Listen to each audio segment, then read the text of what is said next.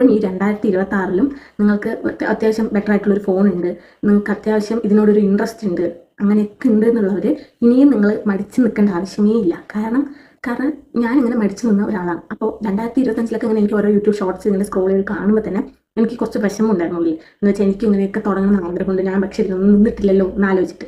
പക്ഷേ 2026-ൽ ഞാനിത് സ്റ്റാർട്ട് ചെയ്തിട്ട് എനിക്ക് ഒരു റിസൾട്ടും കിട്ടാണ്ടിരിക്കുന്ന ടൈമിലും ഞാൻ ഹാപ്പിയാണ്. കാരണം ഞാൻ ഇങ്ങനെ സംഭവം തുടങ്ങി വെച്ചല്ലോ, ആ ഒരു ആശ്വാസമെങ്കിലും എനിക്കുണ്ടായിരുന്നു. അപ്പോൾ ഇനി ഇത് സ്റ്റാർട്ട് ചെയ്യാൻ വേണ്ടിയിട്ട് ആലോചിച്ച് നിൽക്കുന്നവരടുത്താണ് എനിക്ക് പറയാനുള്ളത്. ഇനി നിങ്ങൾ ആലോചിക്കേണ്ട കാര്യമില്ല, നിങ്ങൾ ഇങ്ങനെ സ്റ്റാർട്ട് ചെയ്തു. നിങ്ങൾ ഓരോ വീഡിയോ ഇട്ടിട്ട് നിങ്ങൾക്ക് അത്രയും കോൺഫിഡൻസ് കുറവാണെങ്കിൽ കയറി ഒരു വീഡിയോ ഇടുക, ഒന്നും നോക്കണ്ട, തിരിച്ച് കട്ടാക്കിയിട്ട് പിന്നെ ആ വഴിക്കേ നോക്കണ്ട. നിങ്ങൾ ഇട്ട വീഡിയോ നിങ്ങൾ തന്നെ വീണ്ടും വീണ്ടും കാണുമ്പോഴാണ് നിങ്ങൾക്ക് ആ കോൺഫിഡൻസ് വീണ്ടും വീണ്ടും കുറയും. അപ്പോൾ അതിന് നിൽക്കുക വേണ്ട. വീഡിയോ ഇടുക, കോൺഫിഡൻസ് ഇല്ലെങ്കിൽ അത് അപ്പം തന്നെ ബാക്ക് അടിച്ചിട്ട് ഇരിക്കുക. നെക്സ്റ്റ് വീഡിയോ ഇടുക, കാണാനും നിൽക്കണ്ട, കാണുന്നവർ കണ്ടോട്ടെ. നിങ്ങൾ അങ്ങനെ ബാക്ക് അടിച്ചിട്ട് വരിക. ഇഷ്ടപ്പെട്ട ഒരു സംഭവം നിങ്ങളത് സ്റ്റാർട്ട് ചെയ്തിട്ടുണ്ടോ, അതിൻ്റെ ഔട്ട്കം നിങ്ങൾ നോക്കുക വേണ്ട. ഇപ്പോൾ എന്ന് വെച്ചാൽ സ്റ്റാർട്ടിങ് സ്റ്റേജിൽ അത് താനേ വന്നോളും. നമ്മുടെ ഇൻട്രസ്റ്റും പാഷനും കാരണം കുറേയൊക്കെ നമുക്ക് ഉണ്ടാവും. നമ്മൾ ആ പ്രോസസ്സിനെ ഒന്ന് ട്രസ്റ്റ് ചെയ്താൽ മതി, നമുക്ക് കിട്ടും. ഞാനെന്തോ 10 മില്യനോ 5 മില്യനോ ആയ പോലെ